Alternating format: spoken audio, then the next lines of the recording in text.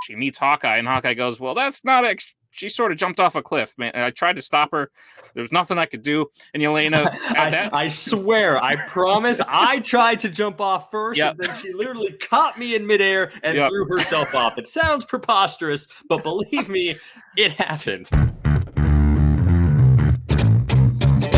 All right, hello everyone. Welcome to CBR Saga, CBR's one and only podcast. Today's episode is brought to you by Vest's Outlet Mall.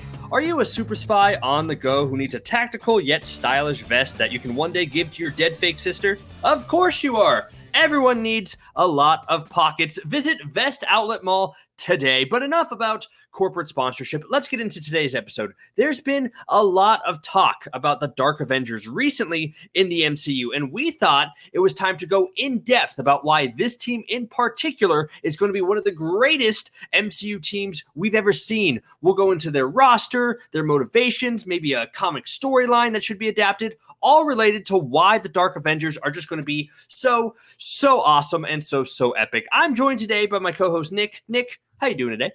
Doing well, Jacoby. Thank you for having me here. Of course. Thanks for being here. So, Dark Avengers, you excited for them, or they seem to be teased? They seem to be coming. They're coming. I'm pumped. They're more than just teased. Val may have basically just said, "Hey, U.S. Agent, you want to lead the Dark Avengers?" No, I'm really excited. Directly into the camera and said, "Dark Avengers, we're doing this, everybody." Then she winked like this. I mean, she might as well. She might as well. It was about as subtle as her giving U.S. Agent his name. She was like, "We're gonna need a U.S. Agent." It's like, okay. The first thing I kind of want to talk about is the value of an anti-hero team, kind of, because Dark Avengers, they tend to maybe do a little bit of good, but they could also do a little bit of bad, and I think that's so different than what we've kind of seen so far in the MCU, which are so straight-laced, clear-cut heroes. And it's like, I want to get your opinion about what you think the value of an anti-hero-esque team in the MCU would be going forward. I think it's super important, and it's funny because the thing you just said about some good, a bit of good, bit of bad, bit of both. That's literally a line from Guardians of the Galaxy. Guardians of the Galaxy are supposed to be these anti-hero, whatever, but they're really not. They're pretty much full-fledged superheroes. They're good guys. They're always going to do the good thing. And then when Civil War happens, the government is trying to pitch the Avengers as this team that does some good, does some bad. And while I love the movie Civil War, I'm never fully sold on the idea, because New York, there were casualties, but it's if they didn't intervene, aliens take over the world. It's sort of I'm not fully on your side. So I think it's important to see a team like the Dark Avengers that actually has some repercussions and doesn't always do good things, and how out of control it can get when you give teams like this so much power and they're not made up of Captain America. Yeah, and I think it just overall just gives us an interesting direction for the MCU, I guess, overall, because it's something different. Because I think the MCU over time needs to change, kind of needs to evolve a little bit and not just be the same thing that we've seen before. And by having a Dark Avengers type team who you call in to do, who's basically, it seems like it would be the MCU's answer to the Suicide Squad, right? Who are supposed to be these anti-heroes who are maybe doing good things, but for not great reasons or everything like that. It's just creates an interesting environment going forward, and it opens up this world to something that we haven't seen before. And I think that's pretty cool. No, I agree. I don't know if they're fully the Suicide Squad, because the Suicide Squad is we're bad people. Why are you even letting us out of prison? This is a terrible idea. Yeah. Whereas the Dark Avengers, John Walker, shows that he's got heroic qualities, even though he's done questionable things, to say the least. Yeah, they want to do good. They're just not afraid to toe the line of what's necessary in order to get what's done. And I think that's going to be an interesting dilemma, kind of going forward.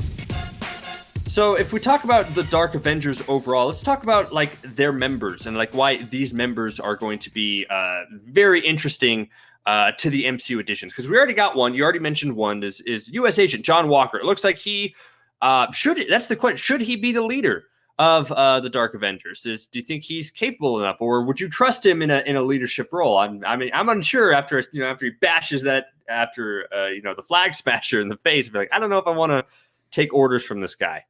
Yeah, no, that's a good point. I guess it depends on the people he's leading, and you have to remember, John Walker, we sort of have a sour taste of John Walker because of the whole flag smashing incident. I put smashing in quotes because he smashes. Before that, he was like a decorated military hero. He was on paper the guy you would want to be Captain America based on his record. They didn't follow like Erskine's advice of like a good man, not a perfect soldier. So he has like leadership capabilities. He has like medals of honor. He definitely has a past that I could see him being a leader. And Val, I think, would want to play on his desire to be that sort of leader. So even if he isn't the best for the position, I think Val's going to make him the leader because it's going to allow her to manipulate him more. So it's like he's going to, because he did. That's a very excellent point about the manipulation, because yes, he seems capable and like on the ground, he's going to be a great tactical leader, but he also seems like a puppy dog in terms of, yeah, I want to do this. Yeah, it's going to be great. I'll do anything that you ask me to. Just you have an order, I'll do it because you gave me a cool name because right. And now I am loyal to you. So I think that's a good point, that he might be the tactical. He might be someone on the ground who can make decisions, be like, okay, you go here, you do this. But taking the orders, he'll very blindly follow those in charge, because I guess he's a soldier and that's what he does. And then speaking of people in charge, I guess, I think that's going to be interesting because we talk about Val and then she seems to be running from it. And there was a line in Black Widow that I think was really interesting to me when she was talking with Yelena at ScarJo's grave. Right, like where she was just talking with that. When Yelena says, "I want a raise," Val was like, "Me too," which you could say as a joke, but you could also think of she's underneath somebody as well, and she's working under someone for someone, and that most likely one of the top Dark Avengers would be Norman Osborn. Norman Osborn hasn't been in the MCU yet, but he is a big part of the Dark Avengers. Do you see value in Norman Osborn, I guess, as the leader, as the top dog of the Dark Avengers, or would you rather keep him as a side character? Oh, no. I want him front and center. And like I said, even if U.S. Agent is the leader, I think it would be in name only. Kind of like how Tony Stark really did a lot of the things behind the scene, but he was like, nope, Cap's the leader, because in battle, Cap was just better suited for that. But I think Norman Osborn is also this person who can manipulate people. And if all the rest of the Dark Avengers just want U.S. Agent to say he's the leader, they'll be like, okay, fine, whatever, you're the leader, but also not listening to you. Sure. I think Norman Osborn has the potential to be the most powerful person on the team. He's probably funding the team, as well as, doing what Tony Stark did, making everyone look cooler, making all the weapons, doing things like that. So I do agree that I don't know that Val necessarily answers to Norman Osborn, but I could see her sort of needing him in a sense, like needing his resources, letting him call some shots, just so that he won't be like, okay, I'm taking your funding away. So Norman Osborn is going to be the dark Tony Stark.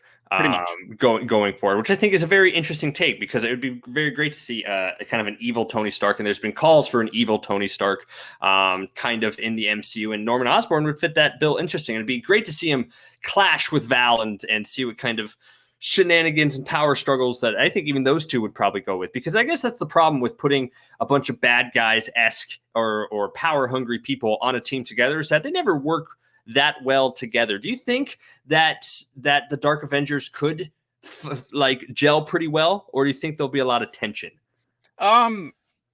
It's going to be tough, because you mentioned the Suicide Squad, and I think about there is definitely a comparison there. And you think about by the end of the movie Suicide Squad, they all have to come together, and they're like, we're a team now. I just don't know that I can see the Dark Avengers doing that, because they're all so sort of in it for themselves. And John Walker's like, I'm the leader, I need to be the leader, and the second you don't listen to me, we're going to clash. And Norman Osborn's like, okay, we need to do this, or I'm taking my money away and I'm leaving. Whereas Yelena's like, hey, can you all stop being idiots? I don't see their personalities ever working out to the point where they're like, okay, we need to come together as a team to fight for truth and justice, because then that sort of goes against the idea of the Dark Avengers. Then they just sort of become the Avengers at that point.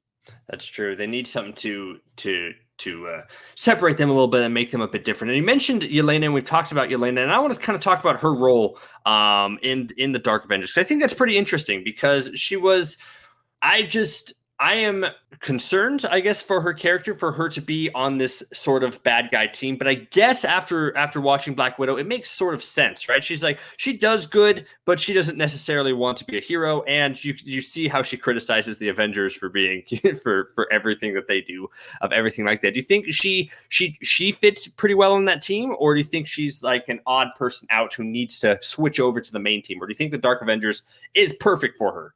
I worry that I love Yelena. First of all, she was like my favorite character from Black Widow, but I worry that it's not the right place. I worry of all the members on the team, she's the one that's being tricked into being on the team. Whereas like John Walker's being manipulated, and Norman Osborn, it's sort of what he wants. Whereas Yelena is just like straight up being lied to. We see at the end, spoilers, that Val's like, hey, look, Hawkeye killed your sister. Go kill him. That's not true. Yeah. So Yelena to me seems like the person on the team that would be going along with this lie, and then she meets Hawkeye, and Hawkeye goes, well, that's not she sort of jumped off a cliff, man. I tried to stop her. There was nothing I could do. And Yelena, I swear, I promise, I tried to jump off first, and then she literally caught me in midair and threw herself off. It sounds preposterous, but believe me, it happened. Right. So when Yelena finds that out, I don't see a reason for her to continue being on the team. Yeah. Whereas like all of the other members, I could see still have a reason to be on the team. But so I love her as a character, but I worry that her motivations don't allow her to continue being on the Dark Avengers once she finds out the truth of everything. I'm just wondering if she can switch to anything else, because I think Black Widow became, an Avenger because she was there, right? Like, it's the same with like Hawkeye, like he was there and then he just kind of joined up in the final fight. They're great agents of everything like that, but if you're on like the super team overall, it's like, it seems weird that they kind of fell into that place. And I feel like it's going to be even harder for Yelena to be like, all right, I want to be an Avenger now, put me in the main action with everything. And they're going to be like, about that, like that's, we can't do that right now, sorry.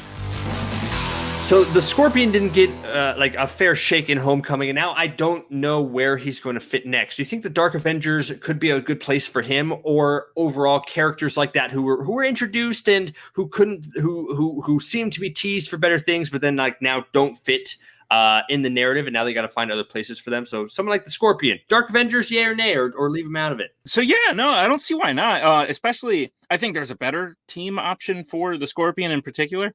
Which I'll get to in a second, but I don't see why not. Yeah, I think the Scorpion would probably serve better on like a Sinister Six type scenario. It's probably true. But would you pit the Dark Avengers against the Sinister Six, a slightly evil team versus super evil team? Sure. Norman Osborn, who could play both sides. That's what I was gonna say.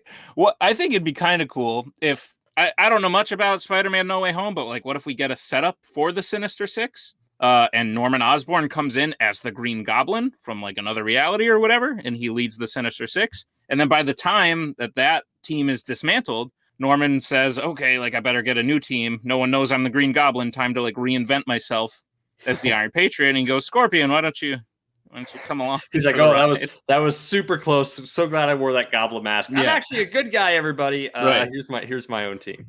I think that'd be cool. So, any other like members that you think could fit well? Anyone off the top of your head? Not so far as in like traditional comic ones, but I've been pitching this dude for a return, and he's getting a return. But I've been pitching Baron Mordo in some capacity because you love Baron Mordo. You can just put him anywhere. I do, man. He's awesome. Like he was very, I think, underutilized. And sort of by the end of Doctor Strange, he becomes this. He sort of becomes this deranged person who had this like straightforward view on life, and he's allowed that to sort of twist him because Doctor Strange uses the Time Stone to beat Dormammu, and that makes Baron Mordo mad. But it's like, dude, what do you want? If he didn't do that, we'd all be living in the dark dimension. And he turns into this very anti-heroic person because he still is a sorcerer. He wants to do good things, but he wants to like prevent the warping of reality by other sorcerers. Basically, long story short, I think the Dark Avengers need a magic user, and I think Baron Mordo fits the bill. So now I kind of want to turn to the comics a little bit and discuss some kind of maybe some important storylines, or at least one important storyline that I think they could adapt to the MCU, because the MCU loves adapting storylines, not full on, but making it a bit their own. And I think we were kind of talking about one. It's called Siege, right? Siege is the one where basically in the comics, Asgard is. It's really weird to say. But Asgard, right? One of the big planets. It's put over Oklahoma, and it's just kind of there. And the people of Oklahoma are just like, oh, this is what we're doing now. This is the world we live in. Which I think is weird. And so obviously they can't do that because Asgard is space dust now. But I think they can do something kind of cool with that, right? So in that storyline, Asgard is there, yes, floating above Oklahoma, but the whole thing is Norman Osborn is amassing all this power, and he convinces the U.S. government that they need to invade Asgard. Like, Asgard's floating up there. It's not going to end well. I think that a cool way they could adapt that is not by having Asgard return and float over a Midwestern U.S. state, but... On paper, it sounds great. Yeah, totally. But instead, we have New Asgard, and Valkyrie has now been made the leader of it. And where we sort of left New Asgard off, they were just this fishing village trying to rebuild their lives. I think it'd be really cool to say that some time has passed, and Valkyrie has built New Asgard into this power of the world, this city, this New York City type place, just in Norway. And I could definitely see Norman Osborn and possibly the government having an issue with a race of alien beings building this territory on the planet Earth. So I could definitely see a storyline pitched where Norman Osborn, Val, they form the Dark Avengers, and they convince the government that they need to invade New Asgard. And it's honestly, it's a theme we've seen before. It's usually the people who try and prevent bad things from happening before they happen that wind up causing things. There's a leader of another possible super team that might show up. Thaddeus Ross has already done that with Civil War. He's trying to prevent further conflict, further issues by, creating the Sokovia Accords. And that turns out really bad for a lot of people. And they wind up losing the Infinity War because of it. So I could definitely see the Dark Avengers also wanting to do this thing of stopping New Asgard from getting too much power, even though they haven't done anything wrong yet. Yeah, and I love that you brought up Thaddeus Ross, because that's the point I kind of want to end on. It's just because it seems like there's a lot of debate over Dark Avengers or Thunderbolts. Which one are we going to see in the MCU? It seems weird if we have both. Having one is, at least to start off with, might be better. And I think the Dark Avengers work better than the Thunderbolts, because I think the Thunderbolts... Sure, you have members like Baron Zemo, and if the reason they de-aged William Hurt in Black Widow is because they want to make him look young, so when he turns into Red Hulk, it makes more sense, then maybe that's the reason.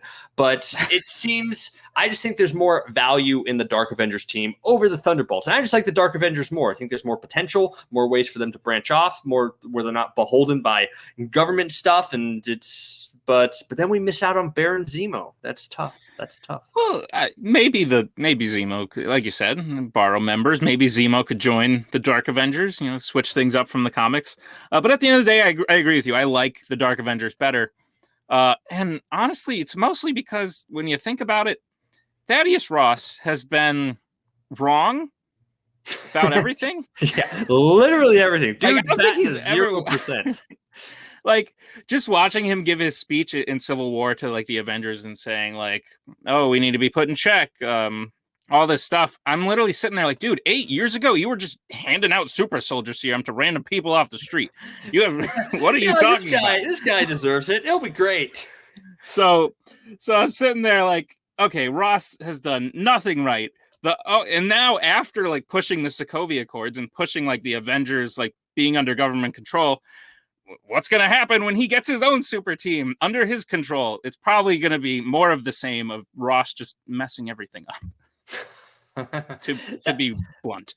To be blunt, sorry, Ross, you haven't done a whole lot in the MCU. That's a good point. So that's why I think the Dark Avengers would definitely be a better choice than the Thunderbolts, and just a great addition to the MCU. I think that about wraps up our episode today. I think we had a great discussion about why these guys are just awesome and why we need to see more of them. And it's a great way for the MCU to keep building, to keep growing, and to keep giving us interesting characters and interesting stories. I'd like to thank Nick for joining me today. Nick, thank you so much, and thank you all for watching. Go ahead, leave a comment, tell us what you think about the Dark Avengers, and we'll be back next time with another exciting CBR Saga episode. Thank you all very much. See you next time.